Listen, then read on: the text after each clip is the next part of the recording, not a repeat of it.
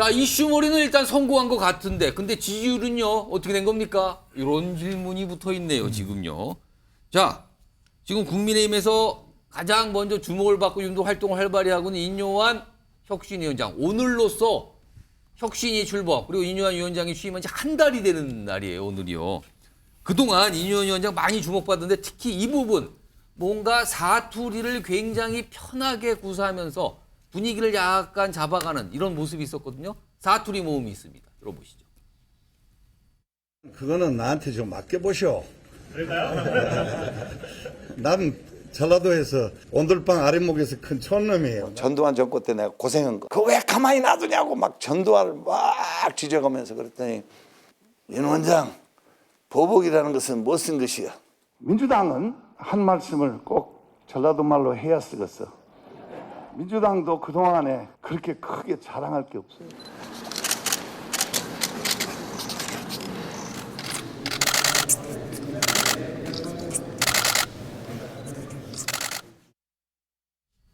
이 사투리를 말로 쓰는 게 아니라 글자로도 쓰는 거군요. 안 컸습니다라고. 야, 이렇게 좀 모습이 있었고요. 근데 이제 저는 사투리는 분위기가 굉장히 부드러워졌잖아요. 그렇지만 그 사투리와 함께 나오는 어떤 내용 측면은 굉장히 강한 표현과 강한 내용들도 있었습니다. 그 모습도 확인해 보시죠. 쓴 약을 꼭 먹어야 될 약을 조제해서 바른 길을 찾아가겠습니다. 제가 쓴소리 많이 할 겁니다. 당 지도부, 정진, 대통령과 가까이 지내는 의원들은 총선 불출마를 선언하거나 아니면 어려운 곳에 와서 출마하는 것을 강력히 요구합니다. 결국은 우유를 마실래 아니면 매를 좀 맞고 우유를 마실래. 시간을 좀 주면은 저는 100% 확신합니다. 움직임이 있을 거고 그들이 자, 내용 듣기에 따르면 굉장히 강력한 거예요. 특히 우유. 뭐 매를 한번 뭐 이게 들고 내가 해야지 마실래? 그냥 마실래? 뭐 이런 표현까지 나왔거든요. 자, 이렇게 뭔가 이슈몰이에 성공하고 당에 자극을 줬다라는 거는 여의도에서 대부분 다 공통된 의견이 나와요. 그런데 다음 보겠습니다. 화면입니다. 국민의힘 지지율 최근 지금 보면은 또 뒷부분 보시면 한 달 정도 보시면요. 지금 이게 이제 리얼미터 조사인데 35 정도에서 37, 37 그냥 멈춰 있어요. 그냥 잡혀 있죠. 그대로 서 있습니다. 다른 조사도 좀 보겠습니다. 여기도요. 뭐 한때 37 올라가는 것 같다 다시 내려갔죠. 그럼 30%, 35%에서 그냥 왔다 갔다. 크게 뭐 눈에 띄게 올라갔다라고 할 수 있는 상황은 아니에요. 내려가지는 않고 있지만 뭔가 잡혀 있는 느낌은 분명히 들거든요. 자, 그럼 배윤천 소장님. 침체된 당 분위기를 왜 활력을 준 거 맞는 것 같고요. 이슈몰이도 하는 것 같고요. 개인이 어떤 굉장히 활동도 많이 하는 거 맞는 것 같아요. 근데 당 지지율은 왜 이러는 겁니까? 왜? 예. 뭔가 손에 잡히는 게 없는 거예요. 그러니까 가변이 있어야 되는데 예. 가변, 가시적인 변화가 있어야 되는데 아, 그걸 가변이라고 합니까? 아니, 만들면 되는 거죠. 아. 없어. 뉴스 와이드에서 만들면 되죠. 예. 근데 없는 게 뭐냐면 지금 지지율이 3개월 전, 6개월 전, 2개월 전, 4개월 전 똑같아. 예. 박스권이야. 왜 이게 뭐냐면 진영, 그 다음에 대결, 예. 고착, 오. 프레임 이런 상황이 돼버린 거죠. 그러니까 대통령 지지율도 올라가려고 하는데 박스권, 지지율도 변하려고 하는데 박스권. 이건 뭐냐면 뭔가 유권자들이 볼 때 중도, 무당, 2030 MZ세대 수도권에서 이럴 정도가 뭔가 나와야 되는데 아까 그런 게 말씀드린 가변. 가변이 없는 거죠. 그러니까 가변적이지가 않는 거죠. 그래서 인요한 위원장이 불출마, 엄지 출마 예. 그러면 화다 퍼레이드가 나와야 되는데 없잖아요. 그다음에 지금 끊임없는 악재가 양정당에서 쏟아져 나오니까 에이 이러면서 그냥 이게 고착화 돼버리는 프레임이 굳어져 버리는 예. 현상이 나타나고 있는 거죠. 그러니까 뭔가 얘기도 들리고 뭔가 모습이 있으니까 눈과 귀는 가는데 손이 안 간다 이 뜻 같기도 하네요. 뭔가 지금요. 이런 상황에서 오늘 인요한 혁신위원장 충남을 방문했습니다. 국민의힘 소속인 충남시를 만났거든요. 여기서 좀 얘기들이 나온 게 있어요. 그 내용도 좀 확인해 보시죠.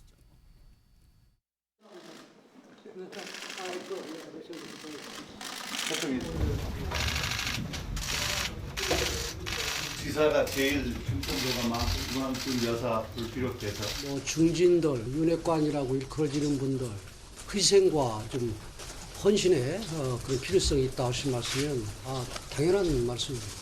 지사님 같은 분이 많이 계시면 제 일이 좀 쉬울 텐데. 추진력이 있으니까 그냥 확 밀고 나가세요 그냥. 네. 제대로 혁신의 얘기를 적극적으로 받아들이지 않고 시간이 꾹 끄다면은 논개처럼 다 끌어 안아버리세요 그냥. 다 끌어 안고 그냥 내버리세요. 그래야 뭔가 변하지 뭐. 우리 당에 이런 중진들이나 아니면 지도부에 있는 분들이 어려울 때 희생과 헌신을 먼저 하는 그런 자세가 필요하다 하는 그런 원론적인 그런 얘기고요. 그리고 또 당연히 그렇게 된다고 생각을 하고 있습니다. 기자들 질문에 원론적인 얘기지만 그 앞선 얘기는 농개처럼 끌어안고 그냥 빠져버리라는 거잖아요, 지금요. 그건 원론적인 얘기 아닌 것 같은데요. 굉장히 강한 얘기를 끌어냈는데, 윤기찬 변호사. 지금 아까 지지율 얘기도 설명 좀 해드렸는데, 윤여한 위원장의 제안만 눈에 보이고 귀에 들리고 막상 지도부나 친윤 의원들의 혁신 의지는 안 보인다. 이것 때문에 지지율이 잡혀 있는 겁니까? 이거 어떻게 판단하세요? 말씀하신 대로 사실은 아직은 현실화되고 있지는 않은 거죠. 그러니까 첫 번째는 지금 진영 간의 지지세는 그대로 가는 것 같고, 예. 그러니까 무당층 내지 이제 중도층의 움직임이 움직여야 되는 거잖아요. 거기 지금 안 움직이는 거 아닙니까? 그렇죠. 그러니까 첫 번째는 일단 당내 문제들이에요. 이 혁신의 대상 논의되는 것들이 예. 당내 문제이기 때문에 이 정치에 크게 민감하지 않은 분들 입장에서 보면 아직까지는 나한테 와닿지 않은 거죠. 후보자가 선출이 되기 전까지는 그런 문제가 하나 있는 것이고, 또 하나는 이미 이제 그렇게 되겠어라는 기대감이 아직은 없는 거로 보여집니다. 따라서 기대감이 현실화되는 지금 이제 저렇게 제언하고 그다음에 의결을 거쳐서 수용하는 단계까지 가야지만 예. 이게 뭔가 움직임이 있는 거잖아요. 그러니까 예. 수용하는 단계까지 가려고 그러면 사실은 12월 달 정도까지 가야 되는 거죠. 12월 10일 예비 후보 등록이기 때문에 예. 그러니까 이게 일정상 또 정기국회도 남아있기 때문에 저는 일정상의 문제이지 예. 결국 뭔가 의미 있는 움직임은 따라올 것이다라는 생각이 들고 저는 물밑에서 움직임이 있다고 봅니다. 그렇지 않고는 왜냐하면 물 위에서는 인현 위원장이 저렇게 다니지만 예. 물밑에서 또 여러 움직임이 있지 않겠어요? 그것들이 나중에 양성화되고 이제 현실화되는 과정이 분명히 있을 것이고 거기에 대한 국민적 평가가 따를 것인데 저는 개인적으로 어쨌든 모종의 움직임은 분명히 일어날 것이다. 이준석 전 대표 문제까지 포함해서 예. 저는 그렇게 기대를 하고 있습니다. 윤경호 수장님, 지금 모종의 움직임이 있을 것이다. 눈에 나타나지는 않지만 그러면은 인요한 위원장이 원하는, 인요한 위원장이 제안했던 그게 현실화될 수 있다. 어떻게 판단하세요? 뭐 중진들 뭐 불출마 선언해라 또는 험지 출마해라 이거요. 예. 그러나 이게 지금 벌써 총선 국면이냐 이거죠. 인요한이라는 이름 석자가 등장한 게 뭐죠? 강서구청장 일개 구청장 선거인데 온 나라가 들썩거렸어요. 예. 왜? 윤석열 대통령에 대한 국민의 유권자의 심판이다. 이런 엄청난 평가들이 그때 갔잖아요. 예. 그러니까 김기현이라는 여당 대표가 물러난다는 얘기는 안 하고 인요한이라는 혁신위원장을 내세웠단 말이에요.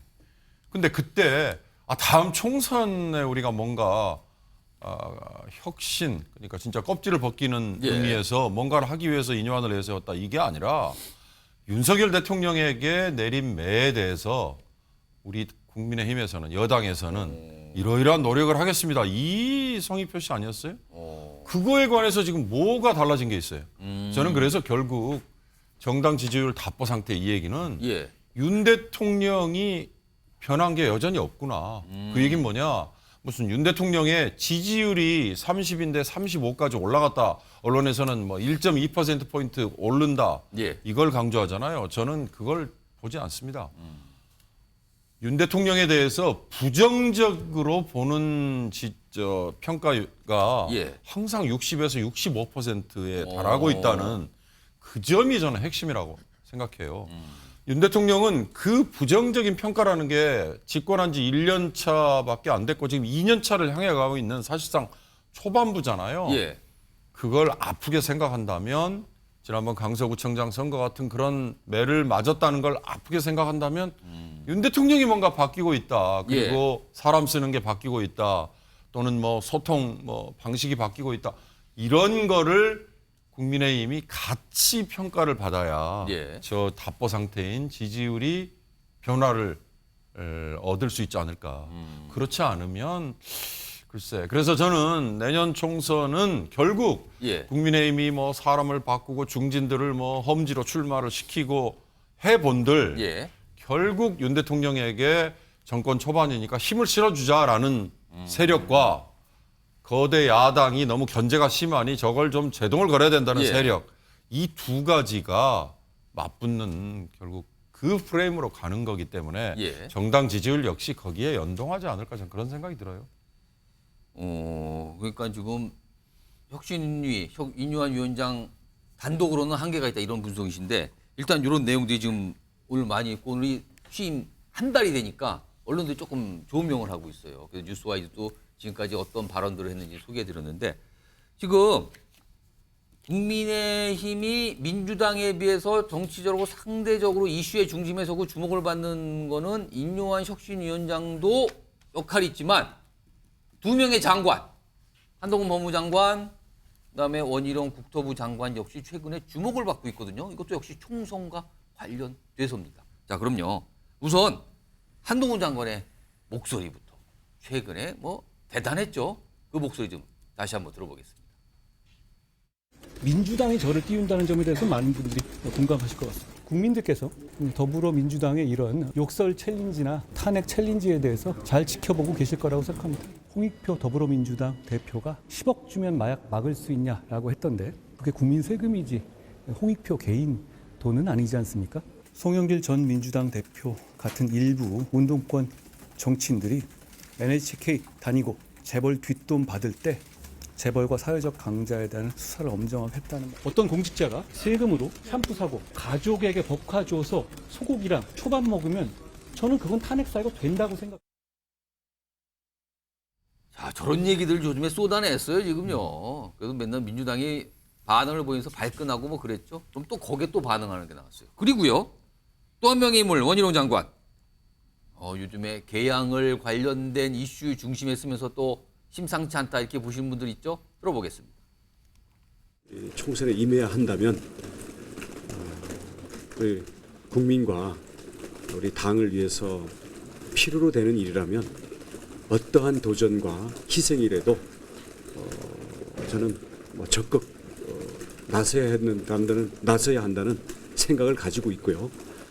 어떠한 역할이 가장 지금 나라를 위해서 필요로 되는지에 대해서 저도 더 깊은 검토와 당과의 논의를 해야 이제 정해질 수가 있는 거고요. 자, 이렇게 주목도가 높아졌기 때문일까요? 당내에서도 이 두 장관의 어떤 기대를 나타나는 목소리가 조금씩 커지면서 나오고 있습니다. 다음 목소리도 들어보시죠. 빨리 와서 당 변화에 도움을 주고 그래서 당정 수평적 관계를 만드는 우리 당이 표준을 쓰게 만드는 1등 공신이 되면 진짜 구국 1등 공신이 됩니다. 윤석열 정부한테도 1등 공신이 되고 원장관은 뭐 윤석열 정부 잘 돼야 되니까요. 자기 몸을 던지겠다. 항상 그런 자세로 임해왔다고 알고 있습니다. 저는 성사될 가능성이 높다고 봅니다. 아니, 이재명 왜... 대표가 도망가지 않으면. 명령대전이라는 표현을 막 한태영 의원이 모르겠어요. 일부러 이렇게 퍼뜨리고 있는 건지 모르지만 쓰고 있어요, 지금요. 자, 이런 상황에서요.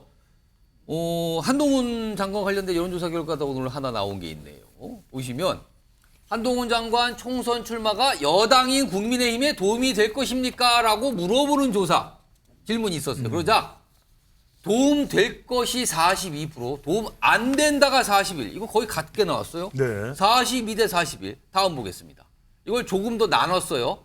국민의힘 지지층만 따로 보니까 도움이 된다가 74, 안 된다가 12. 압도적으로 도움된다. 반면에 민주당은 안 된다가 64입니다. 여긴 또 거꾸로 압도적이죠. 그러면은 중간에 어느 당도 지지하지 않는 분은 중간쯤 어딘가에 있을 거라고 추정이 되는데 일단 전국 전체적으로 평균 보면 42대 41. 거기서 거기거든요. 그렇죠. 이거 어떻게 해석해야 됩니까? 이건 그럴 수밖에 없는 게 진영 간 대결 구도다. 거기서는 한동훈 장관에 대해서는 반반으로 나올 거다. 이건 뭐 예상했던 일이고요. 근데 중요한 건 결국에는 한 장관의 출마 여부의 핵심적 기준이 되는 건 뭐겠습니까? 국민의힘이죠. 국민의힘 지지층에서는 74%. 일단 거기는 요구하고 있다. 그렇죠. 국민의힘 지지층에서 압도적으로 74%가 나온다는 이유는 예. 총선이 필요하다. 한 장관 내보내줘. 이게 지지층들의 요구라고 볼 수 있겠죠. 그런 가장 큰 이유는 지금 일단 한 장관이 지금 대대울이죠. 대구, 네. 대전, 대대울. 아, 대대울입니까 그게? 울은 내일입니다. 내일 예. 뉴스와에서 또 다루겠죠. 예. 내일 울산 뭐 전출은 안 합니다만 내일 울산까지. 그러면 예. 이 대대울까지 전선이 확대되면서 이른바 대동여지도가 아니라 동군여지도 예. 이런 이야기가 나와요. 그 이야기는 총선 이슈를 주도할 인물이 한 장관. 그 다음에 이준석 전 대표가 상당히 요즘에 뉴스에 많이 회자됩니다. 예. 이걸 차단할 수 있는 사람이 누구? 대구에서 또는 서울에서 전국적으로 한동훈. 예. 그러니까 한동훈에서 이제는 무조건 한동훈 예. 이렇게 변해가고 있거든요. 그래서 한동훈 장관은 적어도 국민의힘 지지층에서는 총선의 필요 충분 조건이 되고 있는 거죠. 그래서 전체 평균 지지율보다는 국민의힘 지지층이 높게 나왔다는 부분을 주목해 주셨는데, 그런데요, 김종욱 전 행정관? 네. 사실 선거에서 이기려면 중도층, 무당층이 좀 지지를 해줘야지 이기는 거냐. 중도층이 지지를 해야 이기는데, 그러면 이른바 이제 윤석열 정부의 스타 장관으로 꼽히는 한동훈 원희룡 장관, 중도층에는 좀 통할까요? 이거 어떻게 판단하십니까? 뭐 저는 개인적으로 통하기 어려울 거라고 생각을 합니다. 일단 제가 볼 때는 한동훈 법무부 장관은 강서구 총장 선거 패배가 불러왔던 하나 효과라고 봐요. 왜냐하면 윤석열 대통령도 한동훈 법무부 장관이 정치하는 거에 대해서 탐탁치 않아 했었기 때문에 예. 실제적으로 총리설 얘기도 나왔었고요. 그다음에 국민의힘 내부에서도 한동훈 법무부 장관이 국민의힘의 얼굴로 나오는 것이 좋은가 안 좋은가 논쟁이 많았었던 측면이 꽤 있습니다. 예. 근데 지금은 뭐라도 해야 되는 상황이니까 다 불러내야 되는 상황인 거죠. 전 그래서 한동훈 법무부 장관을 지금 호출하는 거라는 생각이 드는데, 저는 근본적으로요, 한동훈 법무부 장관이 중요한 게 아니라 지금 333 구도입니다. 그러니까 예를 들면 민주당 3, 국민의힘 네. 3, 무당층 3인데 이 무당층 3 중에 제가 볼 때 2.5 정도는 소위 윤석열 정부에 대해서 부정적으로 보는 사람들이에요. 그러면 윤석열 대통령이 변하지 않는다면 예. 한동훈 법무부 장관이 뭘 한다고 하더라도 안 되는 거예요. 그럼 만약에 뭘 해야 되느냐? 과거에 소위 MB 시절에 예. 박근혜 전 대통령처럼 여당 내 야당 역할을 해야 돼요. 그래서 적어도 윤석열 대통령의 국정 운영이 진행된다고 하더라도 그 내부에서 예. 소위 중도층의 요구를 반영할 수 있는 정치인으로 한동훈이라는 위치가가 만들어져야 됩니다. 예. 그게 가능할까요? 저는 가능하지 않다고 생각이 분명히 분명히 들고요. 예. 또 하나 지금까지 해놓은 걸 보면 한동훈 법무부 장관은 윤석열 대통령의 아바타 같은 분위기예요. 아바타. 네. 제가 볼 때는 심판론을 다시 얻는 거죠. 검사인데 또 검사가 나온다. 그러니까 중도층이 바라는 건 이런 건 아니라는 생각이 들어요. 예. 좀 그렇다면 이 방식이 당장 국민의힘 입장에서야 가졌다가 쓰고 싶겠습니다만 예. 다수의 국민이 한동훈 법무부 장관이 정치를 한다고 해서 와우 변할까? 거기에 지지를 보낼까? 저는 좀 회의적입니다. 그 부분은. 자, 김근식 교수님. 네. 그러니까 두 장관, 이른바 스타 장관으로 보이는 두 장관, 특히 한동훈 장관, 중도층에 통할까? 저도 이 부분은 아까 여론조사가 이제 거의 동률로 나왔지 않습니까? 예. 도움이 될 거다, 도움이 되지 예, 않는다. 거의 같아요. 네, 그런데 그것이 지금의 민심의 이제 한 풍향이라고 생각합니다. 풍향이라고 생각하는 게 한동훈 장관이 우리 당의 지지층들, 예. 그러니까 국민의힘을 지지하는 우리 당의 지지층들 유권자한테는 환호를 받죠. 예. 위대한 셀럽이 되어 있고 정말 많이 좋아하고 우리 지역에서도 보면 한동훈 장관에 대한 그 애정이 굉장히 높습니다. 그러나 그것이 실제 수도권 선거에서 이미 우리 당 지지층이 아니라 그 플러스 알파로서 중도층과 외연을 확장할 수 있는 그 파급 효과에는 과연 한동훈 장관이 도움이 될지 이건 저는 좀 지켜봐야 된다고 생각을 해요. 그래서 저는 지금 중요한 것은 뭐 제 개인적인 생각입니다만 우리 당에 저는 이제 서울에서 송파병에도 준비하는 사람 입장에서 예. 우리 당이 승리하기 위해서는 한동훈 장관이 출마를 할 거냐 말 거냐, 한동훈 장관 효과가 뭐냐 이런 거보다는 예. 이뇨한 혁신이가 얼마나 성공할 거냐 말 거냐. 그래서 이뇨한 혁신이가 성공을 하면서 성공한다는 것은 영남 중심의 기득권 중진이나 기득권 지도부나 기득권 세력들이 예. 조금 더 희생하고 헌신하면서 결단하면서 내려놓으면서 수도권 중심의 선거 전략으로 분위기가 확 바뀌어야 되는 거거든요. 예. 또 수도권 중심의 선거라는 것은 바로 중도층의 소구력이 있는 이미지, 또 인물, 또는 정책, 예. 그런 발언 이런 것들이 나와야 되기 때문에 그것이 훨씬 더 저는 우선적인 과제이고 한동훈 장관에 대해서는 어차피 내년 총선에 지금 제가 보건데 요 며칠 사이 행보를 보면 이미 정치는 시작하고 있는 거라고 봐야 됩니다. 그렇다고 한다면 한동훈 장관은 한동훈 장관대로 예. 보수층을 결집하고 그리고 젊은 층한테 일정 정도 어필할 수 있는 예. 그런 어떤 시너지 효과를 낼 수 있는 올바르고 효과적인 사용 설명서를 우리가 준비하면 되는 것이지 예. 한동훈 장관 효과가 뭐 전체 지금 수도권 선거에서 중도층을 확실하게 견인할 수 있는 필승의 카드는 좀 지켜봐야 되지 않나. 저는 오히려 이뇨한 혁신의 성공 여부가 수도권 선거에는 좀 결정적이라고 생각을 해요. 국민의힘 아무튼 여러 인물 때문에 주목을 받고 있는 것은 맞지만 아직까지 그 성과가 나타나는가? 이거는 지금 패널 분들이 약간 의문 제기들을 하시고 있네요. 자, 그럼 여기서요. 이상 토크 좀 시작해 보겠는데요. 오늘 두 차례 준비되어 있는데 우선 첫 번째 이상 토크인데요. 지난주 대구 그리고 이번 주는 대전 그리고 내일 울산을 갑니다. 아까 대대울이라고 표현하셨는데 그렇게 예정을 잡고 있는 한 장관 연결해 보겠습니다. 자, 한 장관님.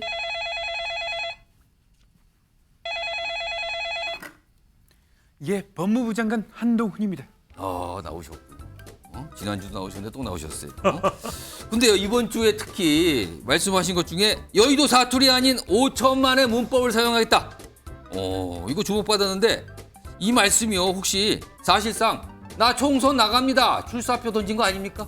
예, 제가 말씀드린 워딩을 그대로 해주시면 고마운데요. 전체적인 맥락을 좀 봐주면 고맙겠습니다. 제가 지금 처해 있는 상황이 지금 법무부 장관의 법무행정을 돌봐야 되는 상황이기 때문에요. 그거 지금 열심히 하고 있습니다. 그럼 내년에 총선 절대로 안 나가십니까? 워딩 좀 봐달라고 부탁을 드렸습니다.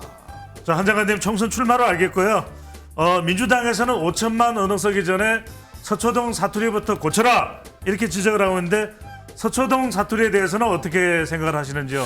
출마로 알겠다라고 말씀하셨는데요. 전 세계 민주국가 중에서 어떤 방송 패널이 그렇게 진행할 수 있는지 저는 궁금하고요. 네, 질문이 뭐였죠? 예, 질문 하나. 서초동 사투리 어떻게 생각하시는지요? 네, 지금 말씀하시는 분도 사투리 쓰고 있는데요. 정말 그렇습니다. 제가 지금 말씀드리고 있는 서초동 사투리 그리고 여의도 사투리는 정말 국민들께서 알아서 판단하시려 믿고요. 5천만 국민들께서 사용하시는 보편적인 언어를 쓰겠다 이런 의미입니다. 저는 사투리 안 쓰지 않습니까? 네네, 저는 서울 사투리니까요. 알겠습니다. 또 새가 오네요. 된다고 약간 구박을 받으신 것 같긴 느낌이 드는데 자, 그런데요, 한 장관님, 지난주 이제 대구를 방문했을 때는 대구 시민들을 깊이 존경한다고 말씀하셨거든요. 근데 혹시 대구 시민들만 존경하시는 겁니까? 뭐 서울이나 경기도 분, 혹시 뭐 광주 분은 존경 안 하세요? 세상에 그런 정치인이 있을까요? 예, 저는 그렇게 묻지 않고요. 예. 대구 시민들은 존경해야만 할 이유가 있습니다. 예. 대구 시민들을 깊이 존경해 왔고요. 6.25 전쟁 과정에서 단 한 번도 적에게 이 도시를 내주질 않았습니다. 예. 그리고 자유민주주의를 위해서 헌신하신 분이라는 건 우리 국민 모두가 앵커님도 아시지 않습니까? 예. 배종찬 소장은 모를 겁니다. 아마. 네. 저는 그렇게 생각합니다. 대구 시민들을 정말 존경합니다. 그럼 다른 지역 주민들은 물론 존경하죠. 존경한다. 아니라고 보시나요? 네네.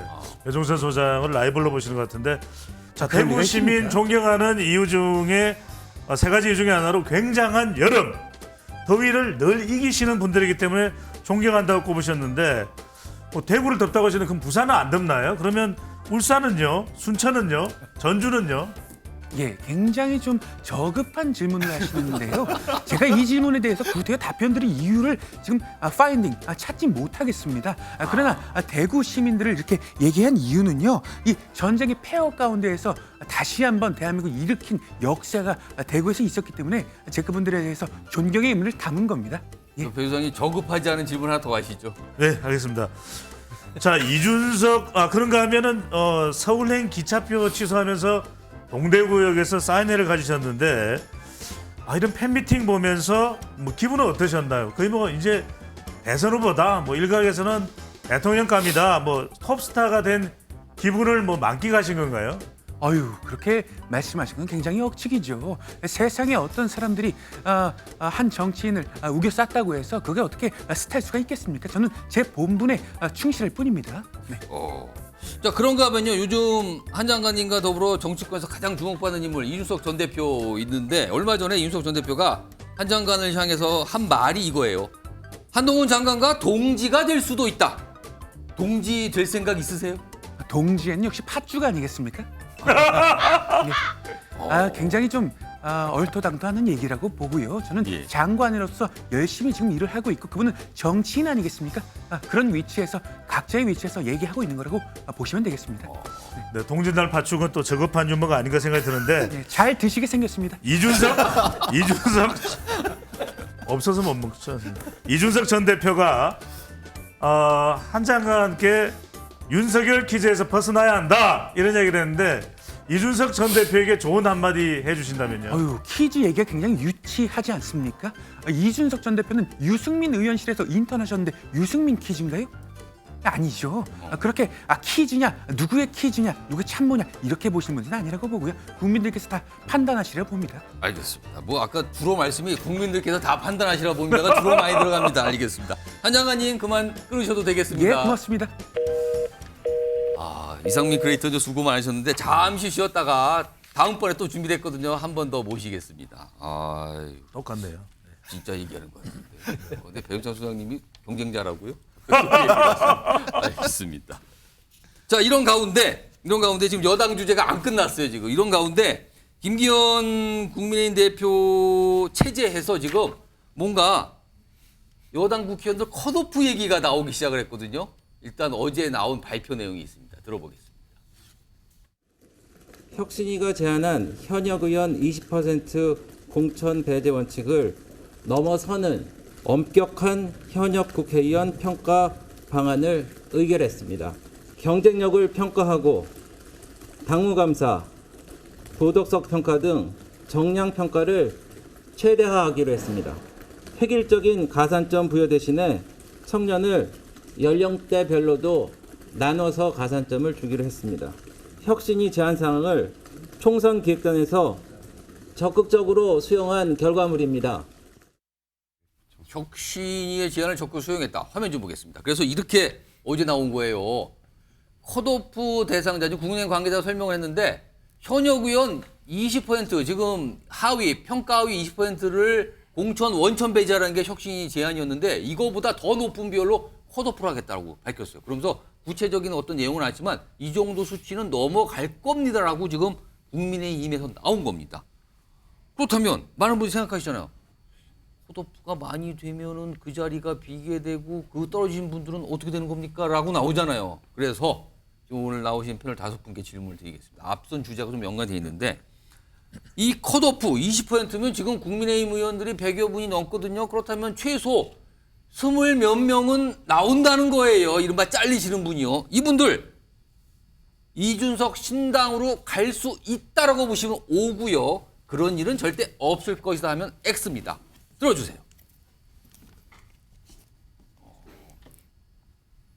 저를 중심으로 이쪽에 계신 세 분은 다 X, 이쪽에 두 분은 O입니다. O. 그러면은 일단 O를 고르신 분이 좀 두 분이신데 어떤 분이 좀 뭐 비슷한 의견 같은 유경호 선생님께서 말씀해 주시죠. 아까 이준석 전 대표가 예. 공천에서 탈락한 분 예. 중 정상인 이랬지만 정상인은 빼고요. 예. 그거에 대한 평가는 이미 하셨으니까. 근데 저는 아까 그 공천에서 탈락이라고 얘기하면 예. 시점이 너무 늦잖아요. 그런데 바로 국민의힘에서 이런 식의 어제 나왔단 움직임이 말이에요. 어제 있었다는 걸 이준석 대표가 간파를 한 거구나. 그러니까 현역 의원을 미리 컷오프를 시켜주면 이 중에 당연히 이준석 신당으로 예. 가세요라고 오히려 더 등을 떠밀어주는 결과가 되는 건데 문제는 아까 패널들 코멘트 중에도 있었어요. 뭔 얘기냐. 예. 거대 양당의 울타리가 사실 지금 너무 넓고 그 힘이 사실 너무 강하죠. 예. 그러니까 거대 양당이 전국 단위의 선거를 지금 수차례 치르면서 예.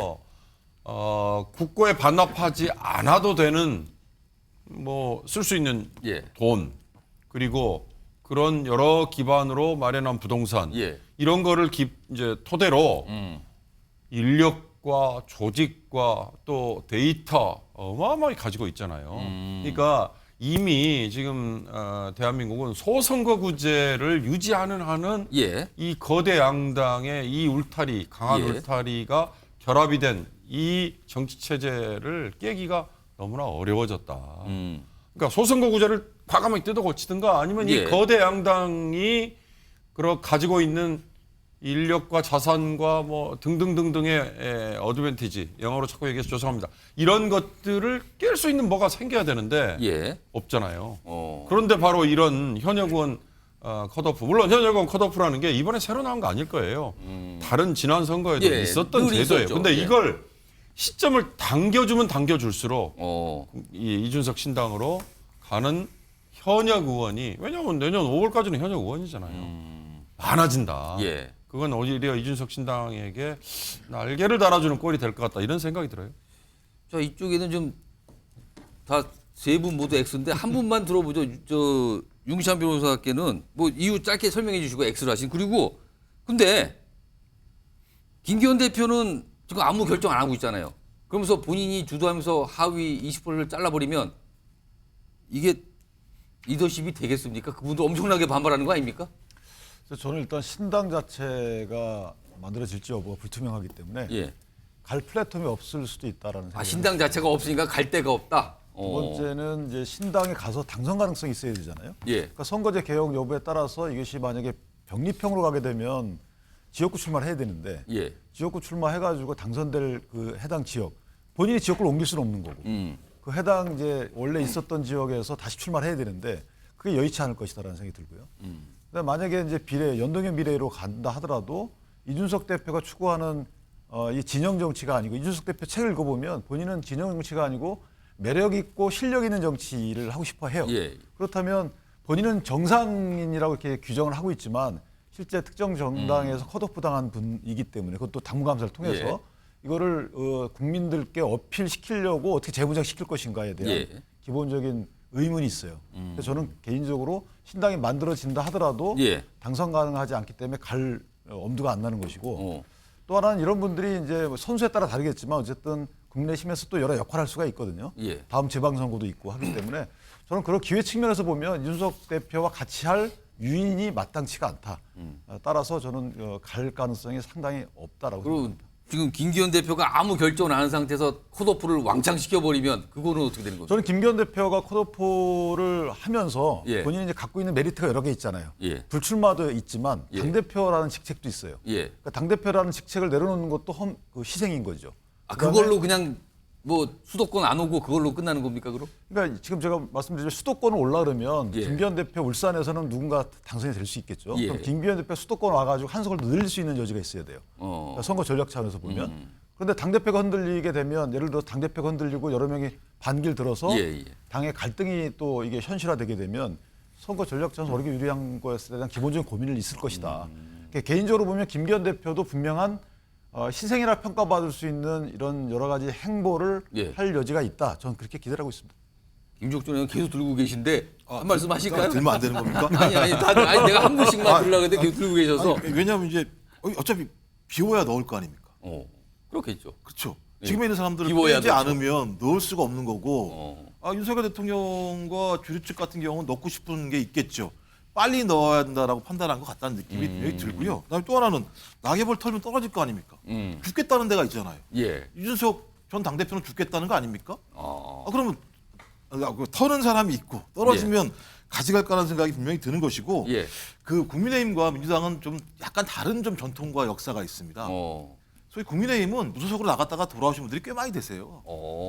황재원, 권성동 예. 뭐 이런 분들 다 예를 들면 나갔다가 돌아오신 분들이 계시고요. 예. 민주당은 주로 험지 가서 살아남은 분들이 계세요. 전 그래서 예를 들면 전 이준석 신당이 만들어지지 않는다면 낙동강 오리알이 되겠습니다만, 저는 신당이 만들어진다면 영남 지역은 대혈투가 벌어질 거다라는 생각이 들고, 대혈투는 두 사람의 싸움이 아니란 얘기잖아요.